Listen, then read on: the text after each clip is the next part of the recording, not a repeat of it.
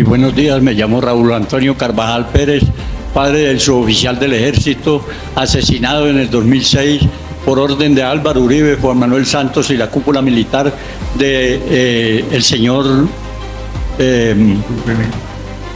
no me acuerdo cómo es que se llama, porque él era el comandante general de toda la fuerza pública aquí en Colombia, y él es uno de los que ha tapado aquí en Colombia la investigación de la muerte de mi hijo, que era un cabo del ejército con 9 años de servicio, y lo asesinaron, y hasta el día de hoy no han dejado que se investigue. Yo quiero que un culpable como este señor lo condenen, no le rebajen nada, absolutamente nada, porque tiene miles de militares, tiene miles de militares muertos. Ya, discúlpeme, señor. Estamos en una diligencia, se le ha concedido la palabra para su presentación. No ¿Para qué me dieron entonces el señor? Yo tengo derecho a desahogarme de los asesinos de mi hijo. Discúlpeme, usted tiene que respetar las formas de la audiencia. Esto es una diligencia judicial. Ellos me deben de respetar a mí porque deben dejar que se investigue la muerte de mi hijo, creo. El mayor general Mario Montoya Uribe. Nació en Buga en 1949 y en 1977 obtuvo su grado de teniente. Es el militar de alto rango más condecorado en la historia de Colombia. Comandó el batallón Charri Solano, que sirvió como fachada para que la estructura paramilitar llamada Alianza Americana Anticomunista, más conocida como el AAA, atentara contra medios de comunicación como la Revista Alternativa y los periódicos El Bogotano y Voz Proletaria. Investigado por la oscura ejecución de la Operación Orión en octubre de 2002, donde trabajaron en conjunto Fuerzas Armadas y grupos paramilitares. Según ellos, con el fin de recuperar la comuna y brindarle seguridad a los habitantes, en realidad terminó siendo un conjunto de detenciones ilegales, asesinatos y desapariciones. En mayo de 2002, organizaciones de derechos humanos denunciaron ante la Procuraduría que el ejército bajo el mando del general no había prestado atención a la alerta dada por la población de Bojayá sobre una eventual confrontación entre la guerrilla y los paramilitares. En ese mismo suceso, periodistas y fotógrafos contaron que cuando se disponían a realizarle una entrevista, el general les pidió que esperaran un momento. De uno de sus bolsillos sacó un zapato de niño y cuando las cámaras ya estaban encendidas, comenzó a llorar. Este zapatito muestra a un niño y así como este, fueron asesinados 44 niños. Y el resto fueron las mamás que estaban aquí con los niños refugiados aquí en la iglesia. En un video de la Comisión Nacional de Reparación y Reconciliación se asegura que estas son las imágenes del general Mario Montoya, acompañado por un grupo de paramilitares apenas un día después de que la guerrilla hubiera asesinado a 82 de los civiles, que estos usaron como escudo para protegerse de la guerrilla en Bojayá. El 21 de febrero de 2005, Montoya comandaba la Brigada 17 del Ejército, quienes en conjunto con 60 paramilitares, comandados por alias Don Berna, ingresaron a la comunidad de paz de San José de Apartadó y asesinaron a 8 personas, incluidos 3 niños. De febrero de 2006 a noviembre de 2008, cuando el ejército se encontraba bajo el mando de Montoya, se registraron 6.699 muertes en combate, de las cuales 2.429 son ejecuciones extrajudiciales, o mal llamados falsos positivos. En 2013, alias 101 relató que Mario Montoya tenía como política buscar por cualquier medio dar resultados. Esas eran las políticas de Mario Montoya. A mí no me traían capturado. ¿De dónde baja? ¿De dónde baja? ¿De dónde baja? Y si no había baja, mire a ver cómo hacen. Esas eran las palabras de él. La fiscal de la Corte Penal Internacional, Tou Bensouda, advirtió al gobierno colombiano que no va a permitir la impunidad de los máximos responsables de los falsos positivos. El general se someterá este 13 de septiembre a la JEP. Montoya, diga la verdad. Diga la verdad. 13 de septiembre. La escalofriante verdad de cómo operaba esta maquinaria viene directamente del testimonio de Luis Gonzalo Chepe Botero, un valiente exmilitar y enlace de la 4ª Brigada bajo el mando de Montoya en Medellín. Chepe Botero lo deja claro. Los falsos positivos eran una olla de oro, un negocio macabro donde la vida no valía nada frente a las exigencias de resultados. El general Montoya, el mismo que recibía elogios del Matarife, presionaba a sus subalternos con frases aterradoras como "me tienen que dar sangre", "necesito bajas" e incluso la infame demanda de "carrotancados de sangre". Esta presión obsesiva por mostrar cuerpos se tradujo en la creación de batallones especiales de inteligencia y contraguerrilla urbana, dedicados a la ejecución sistemática de civiles, muchos de ellos sacados de listas negras de barrios vulnerables. La voz de Chepe Botero es crucial porque desnuda no solo la brutalidad de Montoya, sino la complicidad institucional y la ceguera deliberada que permitieron que este genocidio velado prosperara. Botero intentó denunciar las atrocidades en múltiples ocasiones, tanto dentro de las fuerzas militares como ante la fiscalía e incluso, según su testimonio, a la presidencia de Uribe. La respuesta, sus alertas fueron desestimadas. Él fue calificado de loco, perseguido y finalmente despedido, primero por Montoya y luego por el propio Álvaro Uribe. La cadena de mando, desde el más alto nivel, aparentemente optó por el silencio, la negación y la represión de la verdad. Esta segunda entrega reafirma que la seguridad democrática de Uribe fue un fracaso moral y humano rotundo, una política que, lejos de traer paz, sembró el terror y la muerte a manos de quienes debían proteger. La defensa y los honores otorgados por el Matarife a un hombre hoy señalado por la JEP como el máximo responsable de cientos de asesinatos es un recordatorio sombrío de la complicidad y la negación que han rodeado estos crímenes. No podemos permitir que el recuerdo de estas 202 víctimas y las miles más que cayeron sea minimizado. La lucha por la verdad y la justicia continúa. Este no es un mero relato del pasado, es una advertencia vital para el presente y el futuro de Colombia. El espectro de la impunidad y la posibilidad de que estas mismas ideologías regresen al poder en cuerpo ajeno con los candidatos de extrema derecha deben movilizarnos a exigir responsabilidad y a defender la memoria de quienes fueron silenciados. Buenos días para todas y para todos los intervinientes en esta diligencia, siendo las 9:25 de la mañana del día 13 de febrero de 2020. Instalamos la continuación de la diligencia de versión voluntaria del señor general Mario Montoya Uribe en el marco del caso 3 de esta sala de reconocimiento de verdad y responsabilidad. Vamos a hacer una serie de preguntas de seguimiento de los asuntos que fueron tratados en el día de ayer, tanto por parte mía como por parte del magistrado Óscar Parra Vera. Luego le daremos la palabra a la delegación de la Procuraduría General de la Nación y luego le daremos la palabra a los representantes de las víctimas, siempre atendiendo el principio de equilibrio procesal e igualdad de armas, para lo cual pues designarán los representantes una persona de común acuerdo. Vamos entonces a comenzar. Sí, señor defensor. Gracias, honorable magistrada. Buenos días para todos.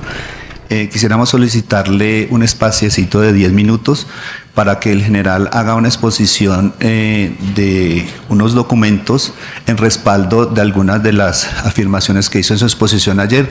Esperamos no demorarnos más de 10 minutos. Estos documentos son los únicos que tenemos, pero nos comprometemos a entregar copias a la magistratura para que obren dentro de la actuación. Gracias. Sí, adelante. Creemos que el aporte documental es valioso para la diligencia, entonces adelante, por favor. Buenos días, señores magistrados, magistrada, señora representante del Ministerio Público, señores abogados, representantes de... voy a hacer referencia a dos boletines.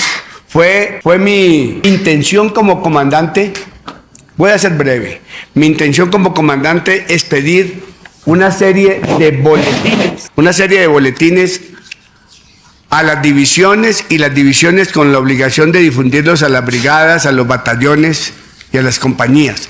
Boletines sobre derechos humanos. Se expidieron durante los 3 años que fui comandante un total de 164 boletines. Voy a leer algunos que considero importantes. Por ejemplo, este boletín el número del 4 de abril del 2006. Uso legítimo y adecuado de la fuerza. Dice el boletín: es necesario comprometer a los comandantes de compañía, pelotón y escuadra mediante instrucciones claras y concretas, efectuando el seguimiento a las mismas con el fin de que el personal bajo su mando no se extralimite en el uso de la fuerza e incurra en violaciones a los derechos humanos e infracciones al derecho internacional humanitario. Dice de otra parte: recibir entrenamiento teórico práctico, especialmente los soldados, en las pistas de derechos humanos y derecho internacional humanitario de los conflictos armados, para que puedan actuar instintivamente ante una situación real, acatando integralmente esta normatividad. Procedimientos legales para efectuar detenciones o capturas de miembros de la población civil o de grupos armados al margen de la ley, haciendo distinción en las situaciones en que la ley habilita para efectuarlas, como son la captura en flagrancia, la captura públicamente requerida y la captura con previa orden de autoridad competente, como también en los derechos que le asisten al capturado. Dice acá: el uso adecuado, responsable y cuidadoso en el manejo de las armas, respetando siempre a la población civil, buscando que la ventaja militar que se obtenga no sea a costa de graves daños a la población civil, salvo aquellos que sean inevitables, según lo establecido el protocolo primero adicional a los 4 convenios de Ginebra en sus artículos civil 57, firma general Mario Montoya Uribe. El segundo boletín dice derechos humanos y es del 10 de abril del 2007. Deberes de los miembros de la fuerza, dice derechos humanos, deberes de los miembros de la fuerza pública. Como funcionarios del Estado tenemos el deber y la obligación de respetar y garantizar el ejercicio de los derechos y libertades fundamentales. Así se desprende de los principios fundamentales de la Constitución política. El derecho a la vida es el primero de todos los derechos. Sin la existencia del ser humano es imposible gozar de los demás derechos. ¿Cómo prevenir la violación de los derechos humanos? No ejecutar acciones que constituyan violaciones a los derechos humanos. Informar al superior todo acto que pueda ser violatorio de los derechos humanos. Pedir al superior que le aclare la orden. De ser necesario, pedir al superior que reconsidere la orden. Firma general Mario Montoya Uribe. Otro boletín del 13 de mayo del 2008. Transparencia para la victoria. El logro de la victoria militar demanda de todos los soldados de la patria actuar con transparencia en aras de afianzar cada vez más el compromiso del ejército con la seguridad y la defensa del pueblo colombiano. En tal virtud, este comando considera necesario insistir en que solo el correcto proceder de las tropas en el desarrollo de las operaciones militares constituye la garantía de la legitimidad institucional. Por lo anterior, bajo ningún supuesto se podrá permitir castigar ni individual ni colectivamente, privar ilegalmente de su libertad a ninguna persona, maltratar o torturar, dificultar acciones de ayuda humanitaria a la población civil, saquear los bienes de la población civil, asesinar o desaparecer personas, amenazar con cometer estos actos, impedir el desarrollo de las misiones médicas. Firma general Mario Montoya Uribe. Dentro de todo esto hay una directiva permanente que es del 26 de julio del año 2007 y está dirigido, como lo dije en el día de ayer, señores comandantes, unidades operativas mayores, esos son los comandantes de división. Ellos tienen la obligación de tomar este documento y bajarlo de nivel, mandarlo y la brigada, mandarlo a los batallones. Reiteración, obligaciones para autoridades encargadas de hacer cumplir la ley y evitar homicidios en personas protegidas. Dice en alguno de los apartes, las bajas producidas fuera de combate o cuando el uso de la fuerza no es consecuente con los criterios de absoluta necesidad y proporcionalidad, son consideradas violaciones al derecho a la vida en el marco del derecho internacional de los derechos, en el marco del derecho internacional humanitario y de los derechos humanos. Configuran ejecuciones sumarias o arbitrarias. Estas conductas además constituyen crímenes de competencia de la Corte Penal Internacional en virtud del Estatuto de Roma. Eso para destacar de esta directiva. Otra directiva, campaña institucional del 2008 del fortalecimiento del respeto por los derechos humanos. Y en esta directiva, pues básicamente es que durante este año se deben adelantar cursos y capacitaciones a todos los oficiales en los diferentes niveles para darle mayor claridad al respeto por los derechos humanos.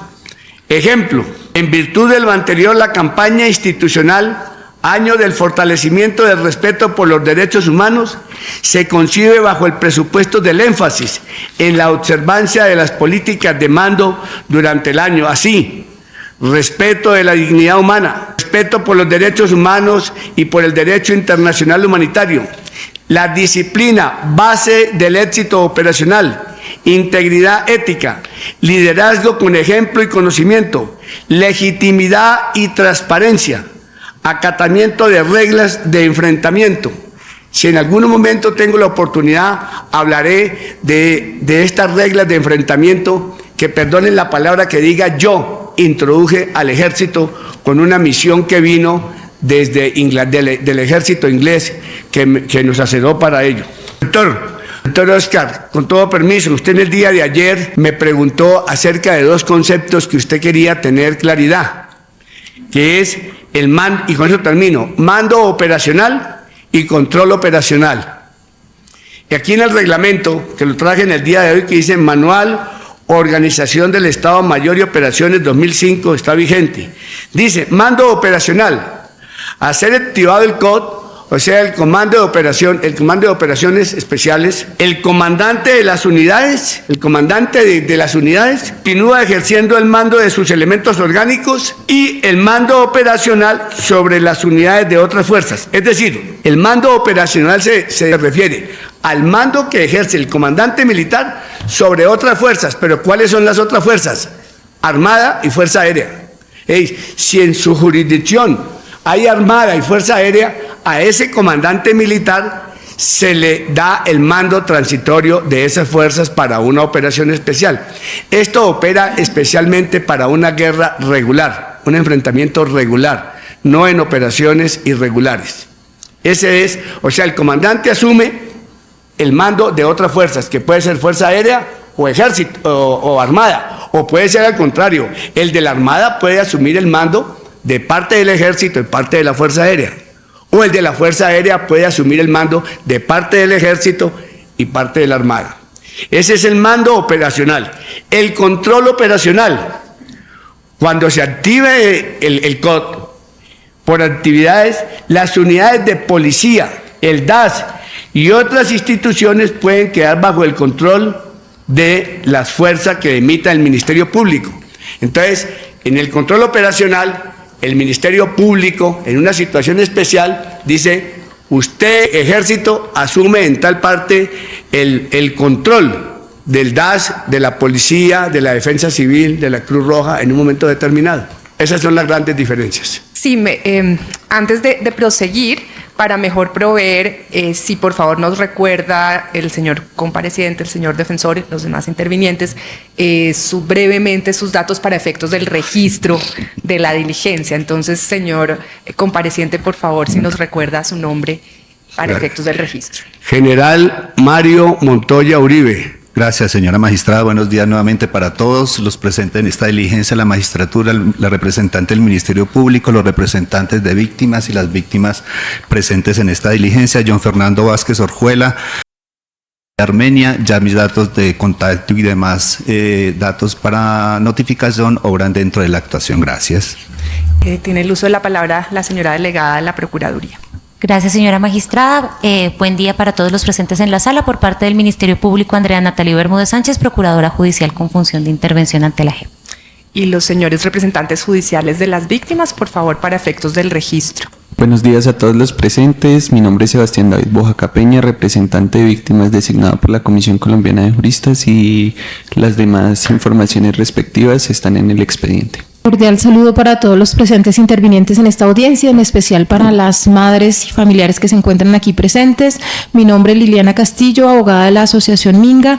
Actúo como apoderada de la familia Castillo, Arenas, Verano y Rodríguez. Buenos días para todas. Mi nombre es Sergio Arboleda, integrante de la Corporación Jurídica Libertad y representante de víctimas de ejecuciones extrajudiciales reconociente el caso 003. Muchas gracias. Buenos días a todos los presentes. Oscar Alfredo Pardo León, representante de víctimas de la organización Humanidad Vigente Corporación Jurídica. Gracias. Muy buenos días a todos y todas. Muy buenos días a las víctimas, señores magistrados, Ministerio Público, compareciente y abogado. Mi nombre es Manuel Alejandro García Silva, abogado designado por la Comisión Intereclesial de Justicia y Paz y conforme a la información que ya reposa en el expediente. Muchas gracias. Buenos días a todas, especialmente a las víctimas. Mi nombre es Juan David Villalba, abogado adscrito al Sistema Autónomo de Asesoría de Defensa de la Secretaría Ejecutiva. Gracias. Buenos días para todos y todas. Mi nombre es Sandra Consuelo Villegas Arévalo, representante de la firma Javier Villegas Abogado, representante de víctimas de la señora Carmenza Gómez y familia y Lucedilia Palacio y familia. Muchas gracias. Muy buenos días, honorables magistrados, honorables representante de la Procuraduría General de la Nación, compareciente, su defensor, demás personas presentes en la sala de audiencias, especialmente las víctimas presentes en este evento, en esta diligencia. Le saluda al abogado representante de víctimas por la Fundación Comité de Solidaridad con los Presos Políticos, Fernando Rodríguez Quecán. Datos ya obrantes en la causa. Muchas gracias. Buenos días a todas. Acude María Alejandra Garzón Mora en calidad de representante de víctimas de la señora Lucinda Mota. Todos mis datos de notificación ya obran dentro del expediente. Muy buenos días para todos, la magistratura y el compareciente, abogados, especialmente de nosotros las víctimas.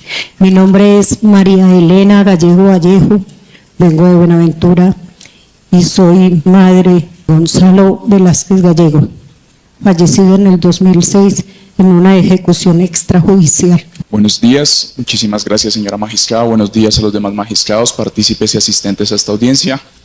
Interviene Germán Romero Sánchez, abogado de las familias de Darbey Mosquera Castillo y Alex Hernando Ramírez, ejecutados por el Ejército en febrero del 2008 en la vereda La Java de la ciudad de Manizales. Muchas gracias. Buenos días para todos y todas. Mi nombre es Alfamir Castillo Bermúdez, madre de Darbey Mosquera Castillo, ejecutado el 8 de febrero del 2008 por el Batallón Mártires de Puerre. Muy buenos días, señores magistrados y para todos presentes aquí en esta sala. Mi nombre es Flor Hilda Hernández González, madre del Elkin Gustavo Verano. Hernández desapareció el 13 de enero, muerto el 15 de enero en la vereda, en Abrigo Norte de Santander, vereda del Salado, por la Brigada 15 Norte de Santander. Muy buenos días para todos y todos. Compañeras, muy buenos días. Mi nombre es Carmenza Gómez, soy la mamá de Víctor Fernando Gómez Romero, muerto por el Ejército de la Brigada 15 en Ocaña Norte de Santander. Buenos días para todos y todas. Mi nombre es Beatriz Méndez Piñeros, madre y tía de dos jóvenes de 19 años, Weimar Armando Castro Méndez y Eduardo Benjamín Rincón Méndez. Gracias. Buenos días para todos y todas. Yo soy la señora Idalí Garcera Valdés, madre de Diego Alberto Tamayo y madre de Suacha. Muy buenos días para todos y todas. Yo soy Luz Benedita Castillo, hermana de Jaime Castillo Pérez. Muy buenos días para todos y todas. Mi nombre es Cecilia Arenas, soy de las Madres de Suacha, soy hermana de Mario Alexander Arenas Garzón, uno de los chicos de los mal llamados falsos positivos de Suacha, muerto por la Brigada 5 Mercedes Abrego de Florida Blanca, Santander, un crimen confesado por el Ejército. Muchas gracias. Muy buenos días, honorables magistrados y los demás. Soy hermano de Jaime Estián Valencia, joven menor de edad, muerto en Ocaña por la Brigada 15. Mi nombre es Anderson Rodríguez. Muy buenos días para todos. Mi nombre es Luz Ángela Garzón Páez, hermana de Eduardo Garzón Páez, asesinado por el Ejército Nacional de Colombia. Muy buenos días, me llamo Raúl Antonio Carvajal Pérez, padre del suboficial del Ejército, asesinado en el 2006 por orden de Álvaro Uribe, Juan Manuel Santos y la cúpula militar de el señor,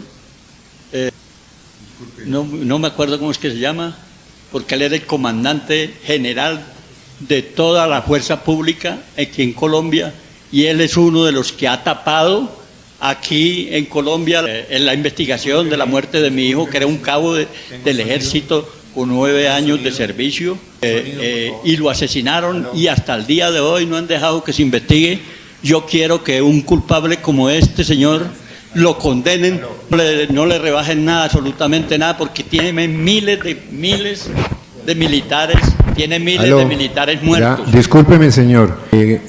Estamos en una diligencia, se le ha concedido la palabra para su presentación. No ¿Para qué me dieron entonces el señor?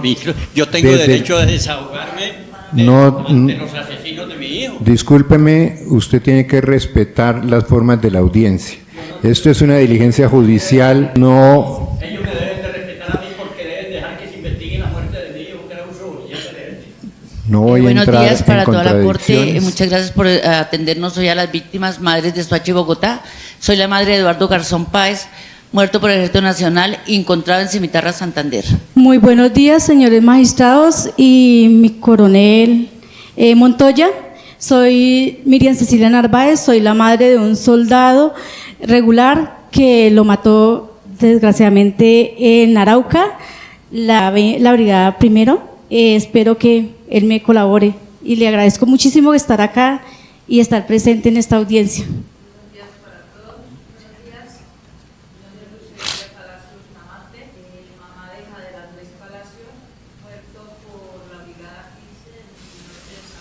Bueno, vamos a continuar. Les queremos recordar a todas y a todos cuáles son las reglas de esta diligencia. Vamos a actuar con el debido respeto por las intervenciones de todas y todos los partícipes en esta diligencia para que podamos cumplir con el objeto, que es la contribución al esclarecimiento de la verdad por parte del compareciente Mario Montoya Uribe, que se ha acogido voluntariamente a la Jurisdicción Especial para la Paz y ha firmado el acta correspondiente, dentro de la cual se ha comprometido a contribuir con el esclarecimiento de la verdad plena, detallada y exhaustiva. Y para que podamos cumplir con ese objetivo de esta diligencia es necesario, si todos guardemos las reglas de permitir a quienes intervienen el uso de la palabra y no hacer ningún tipo de manifestaciones de aplauso o rechazo, como dicen las reglas, de lo que aquí se dice por cualquiera de los intervinientes. Señor.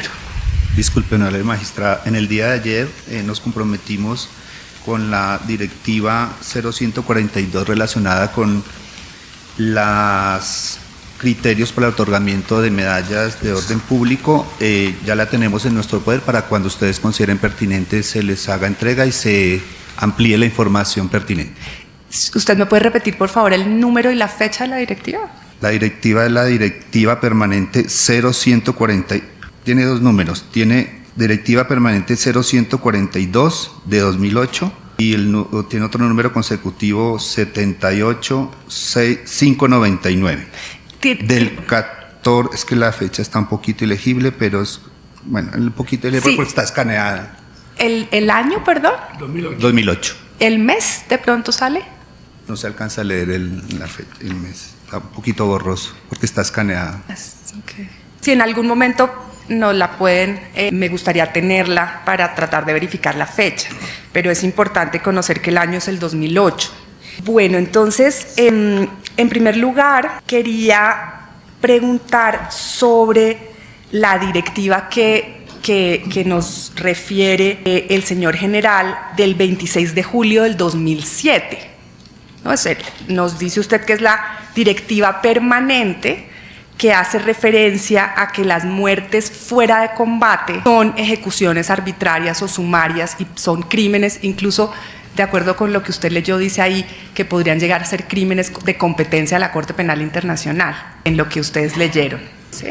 Esta es la... Sí, directiva permanente del 26 de julio de 2007. Sí, señora. Sí, la pregunta que quiero hacer es la siguiente. Me llama la atención la cercanía de la fecha con la directiva 10 de 2007, del 6 de junio. O sea, serían dos directivas emitidas muy cercanas una de la otra. La directiva 10 de 2007 del Ministerio de Defensa, que creó el Comité de Seguimiento de Denuncias sobre Presuntos Casos de Homicidio en Persona Protegida, comité del cual hacía parte tanto el comandante de las Fuerzas Militares o su delegado, como el comandante del Ejército Nacional, que podía delegar en su segundo comandante, como el inspector general del Ejército, entre otros altos funcionarios. Entonces yo quería preguntarle, señor general, si tal vez este comité de seguimiento recomendó la emisión de otras directivas. Esa sería la primera pregunta. Doctora, voy a leerle aquí el objetivo, a ver si de pronto nos da claridad. Dice así: difundir la directiva permanente número 10 del 6 de junio del 2007. ¿A esa se refiere? Sí, señor. O sea, ¿qué es lo que sucede en este caso, doctora? Que llegue la directiva del Ministerio, del Comando General, y es mi obligación difundirla hacia las otras unidades. En este caso, a las unidades operativas mayores. Y dice: difundir la directiva permanente número 10 del 6 de junio del 2007, originada del Ministerio de Defensa Nacional, y la de 851 del 10 de julio del 2007, emitida por el Comando General de las Fuerzas Militares, mediante la cual se reitera el cumplimiento de las obligaciones de legalidad, necesidad y proporcionalidad por parte del Ejército como autoridad responsable de cumplir y hacer cumplir la Constitución y la ley y prevenir homicidios en personas protegidas. Sí, exactamente. Entonces, mi pregunta sería, si usted conoce dónde podrán reposar las actas de ese comité de seguimiento de denuncias sobre presuntos casos de homicidio en persona protegida. Comando General y Ministerio de Defensa, doctora, que es la que ordena. Y si usted recuerda quién era su delegado en ese comité. Estoy seguro que el inspector general del Ejército, porque ese es el campo de acción de él, el inspector general del Ejército. ¿Usted me puede recordar el nombre de ese inspector general? Yo me acuerdo ahora y le digo, doctora. Muy bien. Según la directiva permanente 10, dice que integrantes, ministro de Defensa o en su defecto el viceministro de Asuntos Políticos y Temática Internacional, quien lo presidirá, comandante general de las Fuerzas Militares o en su defecto el jefe del Estado Mayor Conjunto de las Fuerzas Militares, los comandantes del Ejército y la Armada o en su defecto los segundos comandantes. Si usted me recuerda, señor general, ¿quién era su segundo comandante? El general Carlos Omairo Lemus Pedraza. General Carlos Omairo Lemus Pedraza. ¿El general Lemus le reportaba a usted sobre los resultados de esa comisión, de ese comité? Estoy seguro que sí, doctora. Estoy seguro que sí. ¿Recuerda algo que le hubiera contado a él sobre qué pasaba en ese comité? Pues no podría precisarle, pero tenga la certeza que sí me reportaba. ¿Usted se acuerda si usted tomó alguna acción respecto de los resultados de ese comité? A raíz de ese comité precisamente se emitían toda esta serie de boletines, doctora.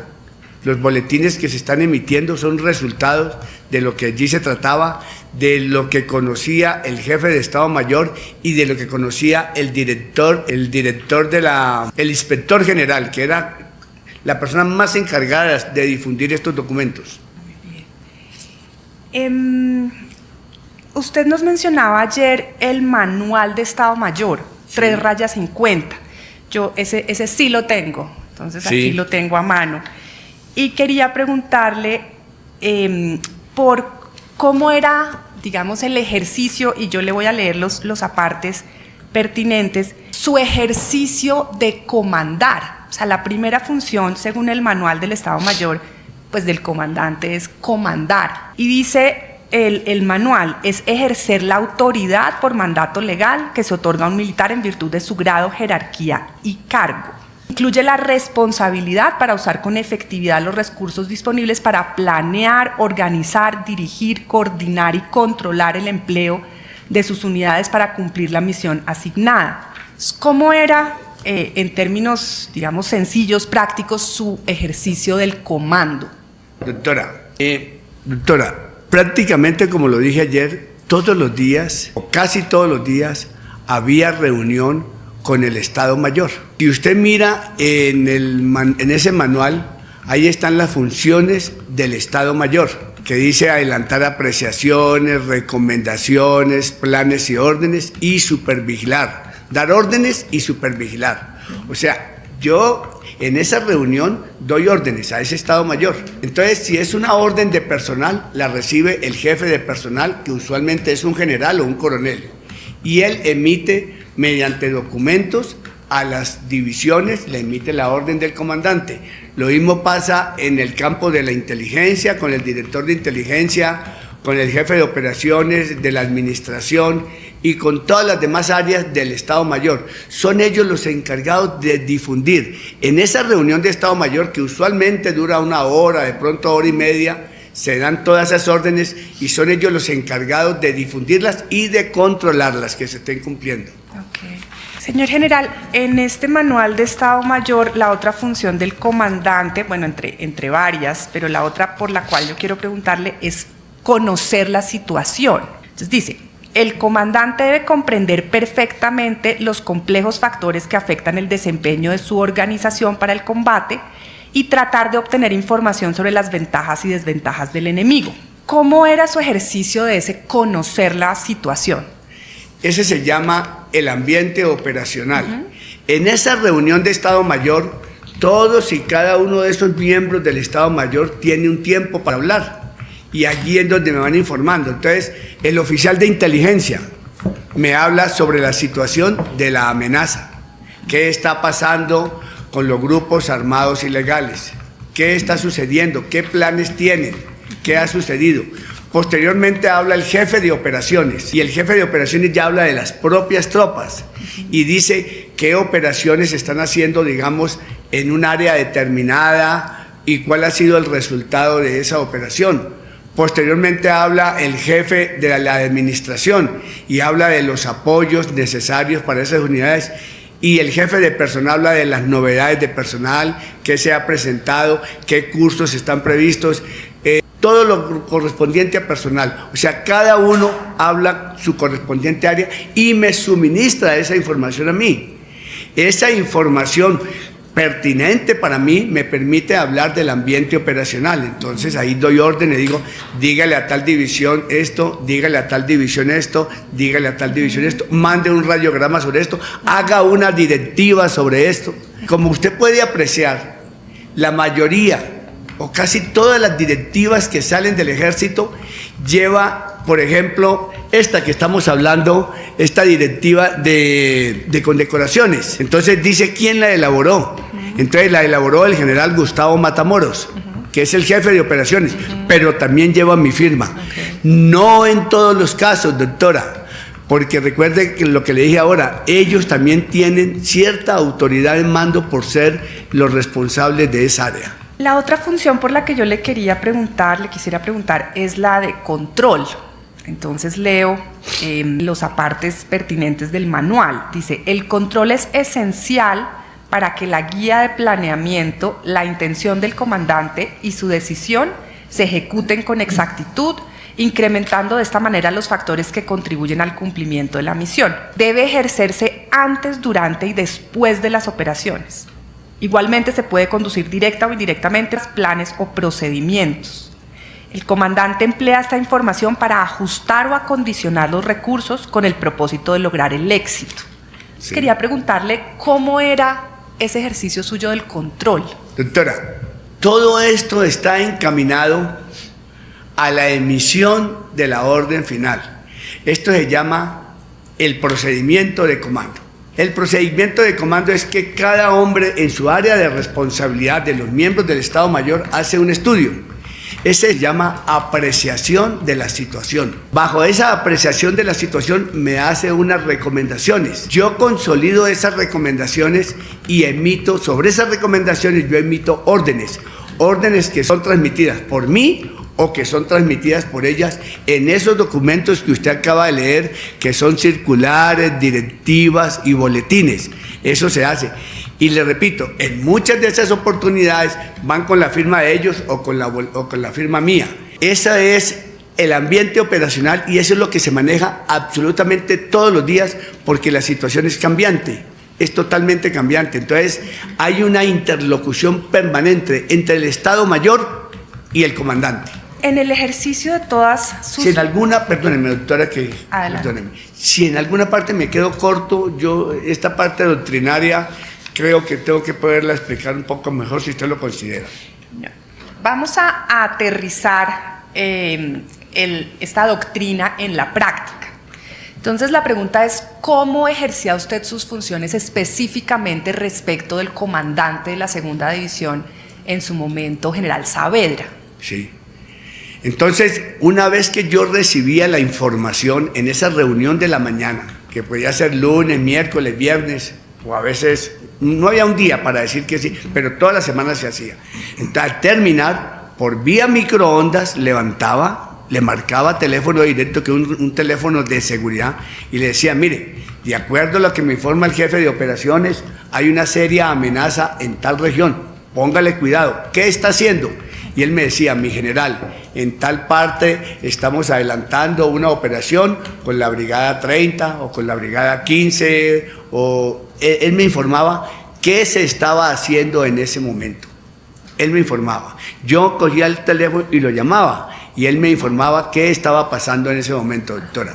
Y yo le daba mis recomendaciones, por supuesto, y decía, mucho cuidado, qué tropas se está empleando, qué tanto enemigo se ha detectado, qué tropas se está utilizando, tenga cuidado con esto. Siempre le daba las instrucciones correspondientes. ¿Ustedes, general, Dígame. discutían con el general Saavedra sobre las estrategias para ganar la guerra en la jurisdicción de la segunda división, especialmente en el Catatumbo?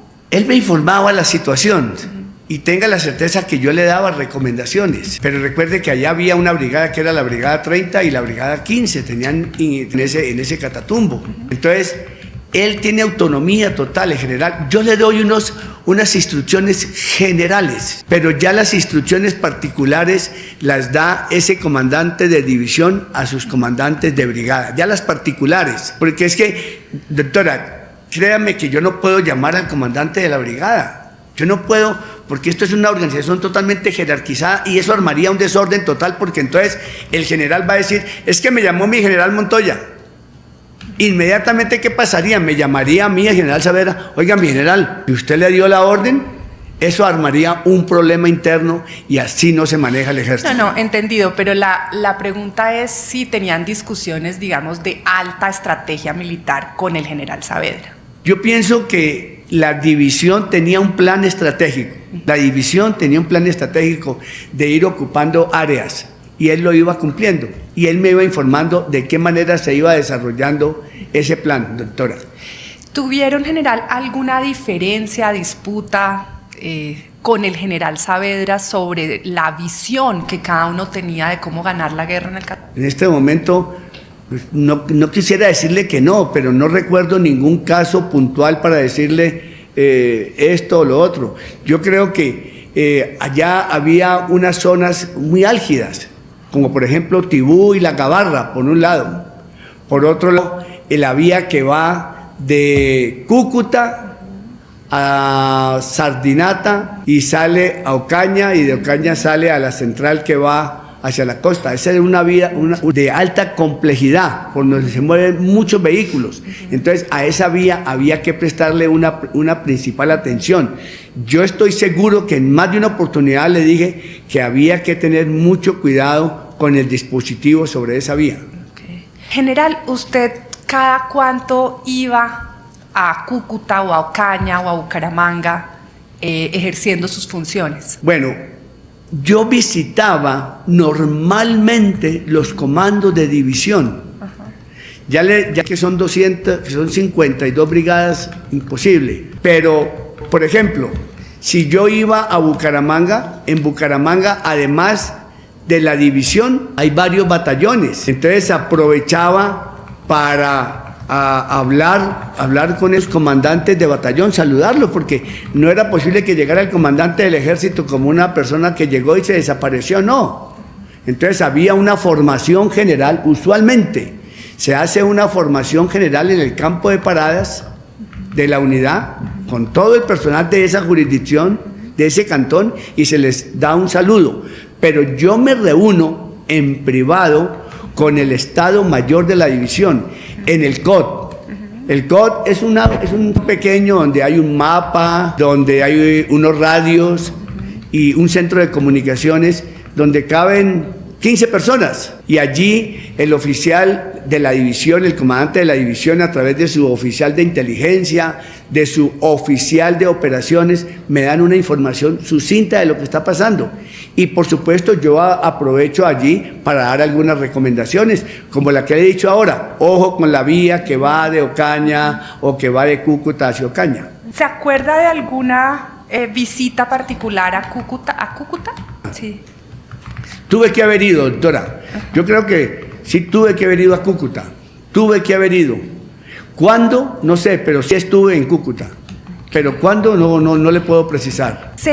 Tal vez tiene usted recuerdo de haberse reunido con el general Paulino Coronado, que era comandante de la Brigada 30. Sí, estuve en Cúcuta, me tuve que haber reunido con él, doctora. Por supuesto que sí. Y con su Estado Mayor. Por supuesto que sí. Por supuesto, si voy, tengo que reunirme con él. El general Paulino Coronado rindió versión voluntaria ante esta sala en el marco del caso. También versión que por supuesto está a disposición suya y de su defensa. Y nos narró lo siguiente. Quería preguntarle a usted qué quisiera decir sobre lo que dice Coronado. Entonces, dice: primera vez que mi general Montoya iba a Cúcuta y nosotros teníamos la unidad formada para darle parte. No quiso recibir parte. Y manera de... No.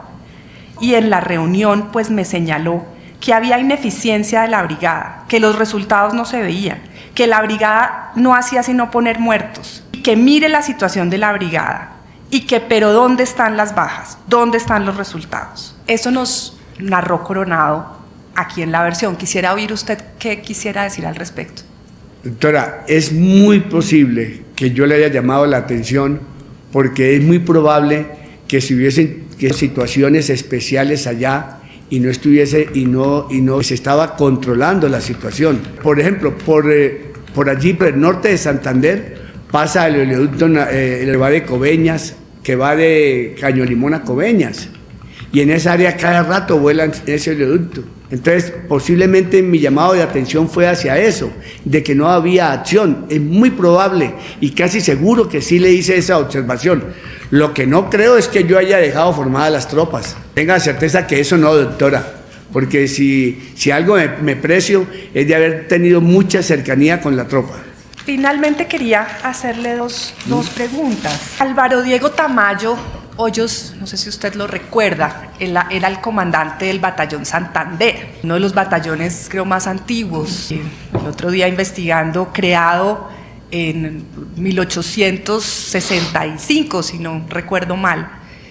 Y él era el comandante del batallón Santander y vino a rendir su versión voluntaria ante esta sala y nos explicaba que el ejército tenía una suerte de monitoreo permanente del éxito de cada unidad militar y que ellos se referían a ese monitoreo permanente como el top 10, los 10 mejores. ¿Usted recuerda ese top 10? Álvaro Tamayo, yo creo que este coronel está entre los retirados de Ocaña cuando se presentó el problema. Creo que está ahí, entre esos. No estoy seguro. Bueno, no, está ahí. Pero esa clasificación nunca pasó por mis manos. Muy probable que en ejército, en operaciones de ejército, se pudiese llevar esa estadística. Pero que yo la haya ordenado, que yo la haya conocido, no era de mi interés. No fue mi estilo en ningún momento. Tal vez, general, ¿usted recuerda quién era su jefe de operaciones? ¿En mi ejército? Sí, en general. Bueno, hubo varios, pero en el último año estuvo el general Gustavo Matamoros. Tal vez el general Matamoros llevaría ese top 10. Es muy probable, doctora, porque es que, mire, lo que yo le decía, esa sala de operaciones que hay en el batallón, esa sala de operaciones que hay en la brigada, esa sala de operaciones que hay en la división, también hay una sala de operaciones en ejército y la maneja el oficial de operaciones. Y esa sala en el batallón la maneja el oficial de operaciones. Todos son en su correspondiente escalón. Es probable, doctora. ¿Será que en esas salas habría algún mapa, telón, ¿cómo decirle?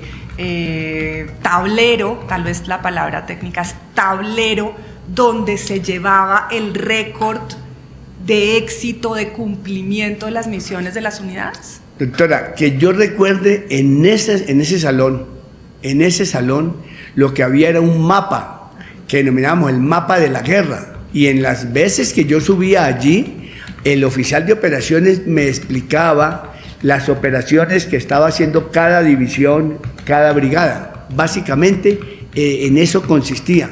Es un mapa.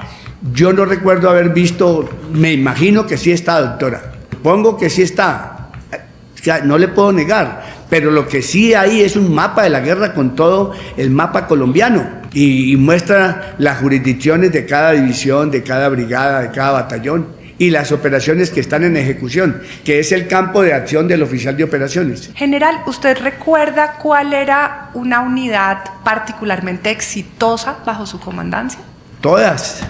No tengo, no le podría decir en este momento cuál, doctora, no lo tengo en este momento. Pero si a usted le preguntaran qué unidad jugó un papel trascendental en llevar a las FARC al punto de inflexión. La FUDRA, discutiblemente la FUDRA. La FUDRA, el 90% de los integrantes de la FUDRA son del ejército y esa unidad tiene que estar al 100% de sus efectivos. Esa FUDRA es manejada por el Comando General. Indiscutiblemente en esa región del Caguán, del Caquetá, del Guaviare, parte del Putumayo, fue donde se dio la mayor confrontación, porque era el sitio de asentamiento del secretariado. ¿Y de las unidades territoriales? De una brigada territorial, no le puedo decir, no recuerdo. Bien. Tal vez me está faltando, si usted nos puede aportar, si lo recuerda, el nombre de su jefe de inteligencia, cuando usted era comandante. Sí, fue el general de apellido... El papá fue general, ¿cómo? En el curso de la diligencia, ¿lo recuerda? No. ¿O lo puede chequear? No. El primero fue Suárez Tocarruncho, que estuvo como 1 mes, 2 meses, pero él le entregó al general que el papá... de apellido Díaz. Okay. General de apellido Díaz. Finalmente, quisiera preguntarle, señor general, usted nos decía ayer que usted sacó a Santiago Herrera Fajardo de la ayudantía general suya por rumores. Sí.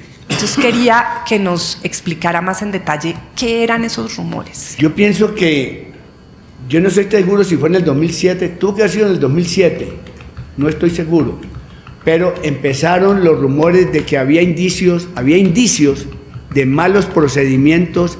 No, ¿qué pasó?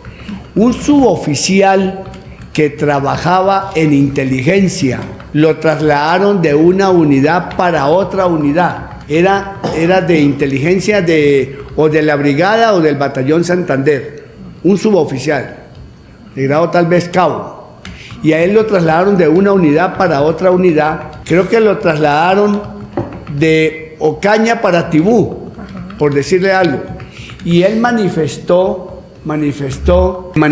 a su comandante allá de que él sabía de malos procedimientos de la Brigada 15. Apenas yo recibí esa información, pero no había ninguna investigación, no había nada concreto, automáticamente ordené sacarlo de la ayudantía y pasarlo a la 5ª División del Ejército en Bogotá, sacarlo del lado mío. Eso fue enero o febrero, posiblemente del año 2008. ¿Y usted, con ocasión de esos rumores, ordenó alguna investigación, remitió a la inspección? ¿Qué hizo? La inspección del ejército fue y hizo la visita, y está el informe de la inspección y no encontraron nada. Está el informe de la inspección. ¿Usted ordenó alguna investigación disciplinaria contra Herrera? Le correspondía al comandante de la división. Yo le expliqué ayer los niveles. Sí, pero entonces tal vez allí usted, como comandante del ejército, ¿no era el superior inmediato del ayudante general? Sí, claro, el ayudante general, pero es que la situación se había presentado era en Ocaña, entonces había que investigar era al batallón, no a la situación allá, y por eso se ordenó la inspección del ejército que fue y hizo la visita y rindió el informe diciendo que no había nada. Sí, pero entendido el respecto de la inspección, Sí. pero respecto de la presunta falta disciplinaria de Herrera. Que no había nada concreto, doctora, porque se hizo la inspección y no resultó en nada. No hubo ningún indicio en la inspección para haber iniciado una investigación. Si la investigación, si el informe de la inspección me hubiese dicho, mire, aquí pasó esta irregularidad, eso daría origen a una inspección y esa investigación, por tratarse de esa división le correspondería a la segunda división iniciarla. También la podría haber iniciado el inspector general, pero le repito, el inspector general que fue allá no encontró ninguna irregularidad en ese momento. General, ¿y por qué sería, si usted nos ayuda a entender, que 2 meses después, en mis cuentas, pero usted corríjame, el inspector general Suárez o lo que se llamó la Comisión Suárez, el informe Suárez, que reposa también en el expediente del caso, sí encontró una serie muy amplia de muy graves irregularidades Doctora, en el Batallón Santander y en la Brigada sí, Móvil 15? Sí, doctora, esa fue una inspección que creó el Ministerio de Defensa y el Comando General de las Fuerzas Militares. Y ellos hicieron un recorrido por varias unidades del Ejército. Entre otras cosas, nunca fui enterado de esa comisión. Pero déjeme, perdón, termino. Entonces, al terminar esa inspección, ellos pasaron un informe al ministro de Defensa y con base en ese informe que ellos pasaron en el Ministerio de Defensa, encontraron que había irregularidades. Pero le quiero recordar que 8 días antes, 10 días antes, cuando un suboficial me puntualizó, no a mí, sino al general Díaz, que le acabo de nombrar ahora, le puntualizó, yo inmediatamente procedí con mis facultades a suspenderlos en funciones y atribuciones y los quité de cualquier mando para iniciar la investigación. ¿Cuánto tiempo antes sería la investigación, digamos, de la inspección que usted ordenó por los rumores que le habían llegado sobre Herrera? Simultáneos, doctora, totalmente simultáneos. Totalmente simultáneos. ¿Con la del general Suárez? Sí, señora, totalmente simultáneos. Pero yo le digo, ¿Y cómo? Esto lo tengo muy Pero claro. general, déjeme preguntarle, ¿cómo puede ser que simultáneamente el general Suárez encontró una lista, yo me la leí hace poquito, de 100 irregularidades en la Brigada Móvil 15 y en el Batallón Santander, y la investigación simultánea que usted ordenó no encontró nada? Hay que preguntarle al inspector, doctora. Hay que preguntarle al inspector del Ejército, que fue el que hizo la inspección. Hay que preguntarle al inspector del Ejército. Le quiero comentar, doctora, mire, un detalle, y con esto quiero decirle que yo estoy colaborando. Cuando empieza ya, después de que hablé con antes de hablar con el suboficial, que ya estaba muy amplio el rumor de que General Suárez estaba visitando las unidades, yo fui hasta Ocaña. Recuerdo que atardecé como a las 6 de la tarde y allá ya había una delegación de la Fiscalía General de la Nación. Y esa misma noche, allá en Ocaña, me reuní con el fiscal y le pregunté al fiscal, ¿qué hay de especial? Y me dijo, hasta ahora nada, general. Toda esta bulla que está pasando, ¿qué pasa? Ya Herrera no está allá. Allá están los otros 2. Ya Herrera no está allá. Bueno, pero ¿qué pasa? ¿Por qué? Yo hasta este momento no hemos encontrado nada. Esa fue la respuesta. Y esa respuesta se la di yo al comandante general y al ministro de la Defensa. Estuve en Ocaña, el fiscal que está allá me acaba de informar esta situación. General, cuando usted leyó el informe Suárez, ¿qué pensó? No lo conozco, doctora. ¿Nunca lo leyó? No, doctora, no lo conozco porque eso fue el 28-29 de octubre y ese día, 28-29 de octubre, es cuando se separan a todas estas personas. Y 4 días después yo pido mi retiro. Yo nunca conocí el informe y él nunca habló conmigo. Yo tuve mucha controversia con él porque yo le dije, oiga, ¿por qué usted está visitando las unidades y no me informa qué es lo que está pasando? A ellos los acompañaba un señor que se llama Carlos, bueno, no recuerdo, un particular. Y ninguno de ellos habló conmigo. Es más, nunca supe de esas visitas, doctora, porque en alguna oportunidad, tal vez y en esto me quiero extender para decirle que hasta donde sabía. En Puerto Berrío estuvo esta comisión, no sé cuántos días antes, y el comandante de la división me dijo, acá llegó la visita con el general Suárez y dijo que todo está bien. La primera sorpresa para mí de eso fue cuando me citaron a una rueda de prensa para dar de baja a toda esa gente. Me llamaron a las 5 de la mañana a mi casa, me llama el general Padilla y me dice, anoche nos reunimos el ministro de Defensa, el señor presidente y yo, y hemos tomado la decisión de retirar estos oficiales. ¿Y por qué? Y me dijo, el presidente lo espera ahora a las 8 de la mañana. Yo pensé que me iban a dar una explicación de qué había pasado, porque no me habían tenido en cuenta para nada, y sucede que era para una rueda de prensa y dar de baja a esta gente. Hasta ese momento no sabía nada. Llamé al general Suárez a mi oficina y no quiso ir, porque él era el comando general. Dijo, no, hable con mi general Padilla, fue la respuesta. No conozco el informe de él. General, quiero preguntarle, usted, ¿cómo se explica que, según datos de la Fiscalía, 2.248 personas fueron ejecutadas en estado de indefensión sin estar participando en hostilidades ni en enfrentamientos por miembros de muchísimas unidades del Ejército Nacional, y el pico más alto es 2006-2008? ¿Cómo se puede uno explicar eso, general? Me parece un acto muy grave, doctora, muy grave. Me parece muy grave, no debería haber sucedido, pero tenga la certeza que eso nunca se pidió. Se exigieron el resultado de operaciones, hacer operaciones, y como le puedo demostrar con estos documentos y con muchos más documentos, que siempre se pidió limpieza y transparencia en las operaciones, hasta la saciedad, doctora, hasta la saciedad. Para mí, esto que se cometió, para mí, los que cometieron eso, fueron un acto de cobardía, doctora. No tengo la menor duda, no tengo la menor duda. Y ellos le fallaron al ejército, le fallaron a la patria, a su honor. Y espero que ellos reconozcan esos delitos y que no vaya a decir que fueron ellos los que cometieron eso. General, y respecto de los 200 hombres de distintos rangos, entre soldados y generales, que han venido a rendir sus versiones voluntarias ante la Jurisdicción Especial para la Paz y han manifestado haberse sentido presionados para producir resultados operacionales, bajas, a como diera lugar, ¿usted qué quiere decir?